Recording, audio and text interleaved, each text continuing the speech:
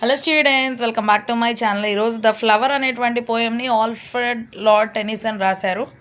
So దాని యొక్క సమ్మరీని ఈరోజు మనం తెలుగులో తెలుసుకుందాం. In the flower, Tennyson uses an extremely simple yet effective comparison to point out the value of individual effort in a materialistic, excessively critical society. Okay, so ఈ యొక్క flower అనేటువంటి పద్యంలో ఆయన చాలా ఎక్కువగా అట్లాగే సామాన్యకరంగా అనిపించేటువంటి అద్భుతమైనటువంటి పోలిక అనే దాన్ని ఇక్కడ ఆయన మాట్లాడటం జరిగిందనమాట. సో ఒక వ్యక్తిలో ఉండేటువంటి విలువ ఏంటి అనేది చెప్పారు. ఒక వ్యక్తి చేసేటువంటి ప్రయత్నాల్లో ఉండేటువంటి విలువ ఏంటి, ఈ యొక్క యుగంలో ఈ యొక్క మనుషులు ఏంటి అంటే ఏదైనా ఇస్తేనే ప్రేమించేటువంటి పరిస్థితులు, అటువంటి సమాజంలో మనం ఉన్నాం.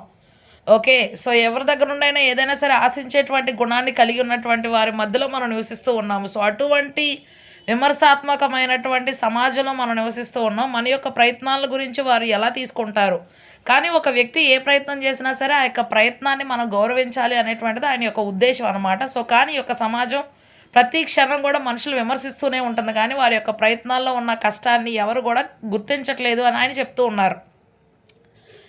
Through the image of planting and tending to A flower. Okay, so ఇక్కడ ఆయన ఎలా చెప్పారు అంటే ఒక బొమ్మని మనకు తెలియజేస్తూ ఉన్నారనమాట. సో ఒక మొక్కని నాటడం అనేటువంటిది, ఓకే, సో ఎట్లాగా అది పువ్వుగా మారుతుంది అనేటువంటి దాని గురించి చెప్పుకుంటూ వచ్చారు. He says how people will scan individuals. Okay, so ఎవరైనా సరే మనుషుల్ని ఎట్లాగా వెక్కిరించినట్టు విధంగా చేస్తారు. Who work hard to create art. Okay, so ఎంతో కష్టపడి ప్రయాసపడి ఒక దాన్ని వారు తయారు చేసి ఉంటే సో వారి గురించి ఎక్కిరింతగా ఎలా మాట్లాడతారు, ఓకే, సో తక్కువ చేసి వారిని ఎలా మాట్లాడతారు అనే దాని గురించి చెప్తూ ఉన్నారు. Just because they don't realise it's true beauty. Okay, so ఎందుకంటే దానిలో ఉన్నటువంటి నిజమైనటువంటి అందాన్ని వాళ్ళు అక్కడ గుర్తించరు అనేటువంటి విషయాన్ని చెప్తూ ఉన్నారు. The speaker in the poem says, ఇక్కడ మాట్లాడుతూ ఉన్నటువంటి ఆయన యొక్క పద్యంలో చెప్తూ ఉన్నటువంటి వ్యక్తి ఏం చెప్తున్నారంటే, he planted a seed in the ground, ఒక విత్తనాన్ని భూమిలో నాటాడనమాట which grew to be a flower. Okay, so అది చక్కగా పెరిగింది, మొక్క అయింది, మరి దానిలో నుండి ఒక పువ్వు అనేటువంటిది కూడా పెరిగిందనమాట. So and people called it a mere weed. Okay, so తర్వాత జనాలు దాన్ని చూసిన తర్వాత అన్నారు ఇదేదో ఒక కలుపు మొక్క అయ్యి ఉంటుంది అని చెప్పి వారు అన్నారనమాట. దే కెప్ట్ డెలిబరేట్లీ అనేటువంటిది దాన్ని విమర్శిస్తూ చెప్పేశారనమాట. సో అంత అద్భుతంగా ఆయన తయారు చేసినటువంటి దాన్ని, ఆయన సృష్టించినటువంటి దాన్ని ఇంత త్వరగా వారు మాట్లాడేటువంటిది ఆయనకు కొంచెం బాధ కలిగిందనమాట. Every time they went around his garden, ఎప్పుడు అతని యొక్క తోటకుండా వారు వెళ్తూ ఉన్నప్పటికీ సరే దాన్ని విమర్శించడం అనేటువంటిది వారు చేస్తూ ఉన్నారు. మట్టరింగ్, గొణుకుతూ ఉన్నారు. To themselves in scornful resentment. Okay, so వాళ్ళే గొనుక్కుంటూ వాళ్ళే చెప్పుకుంటూ ఉన్నారనమాట. వెక్కిరించినటువంటి విధంగా చెప్తూ వచ్చారనమాట. సో వారిలో ఉన్నటువంటి పగను బట్టి వారు అట్లా మాట్లాడటం అనేటువంటిది చేశారు.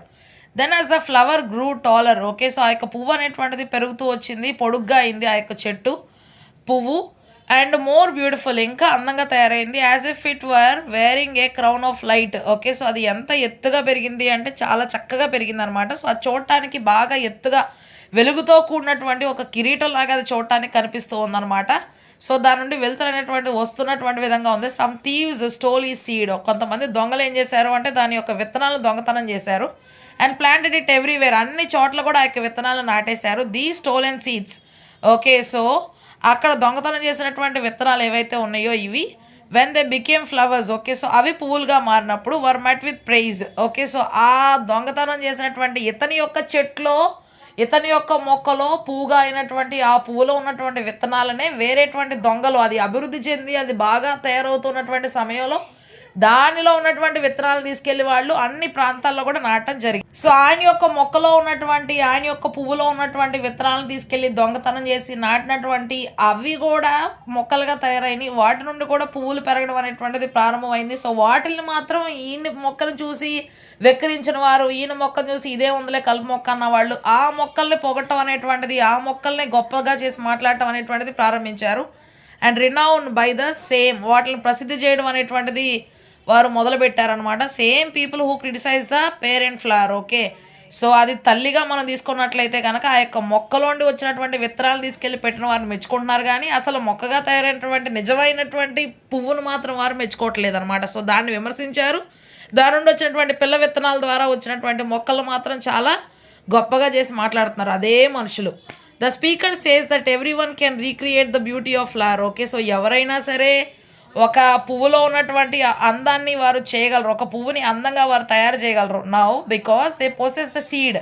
ఎలా చేయగలరు? ఎందుకంటే వాళ్ళ దగ్గర విత్తనం అనేటువంటిది ఉంది. That was originally his idea. Okay. So అదే కనుక ఒక పోయెట్ విషయంలో తీసుకున్నట్లయితే ఒక పోయెట్ ఒక పద్యాన్ని, ఒక కవి ఒక పద్యాన్ని రాయగలడు తనకున్నటువంటి ఆలోచనను బట్టి, తనకున్నటువంటి ఒక ఐడియాని బట్టి. That was originally his. అది అతనిది, అతని సొంతది.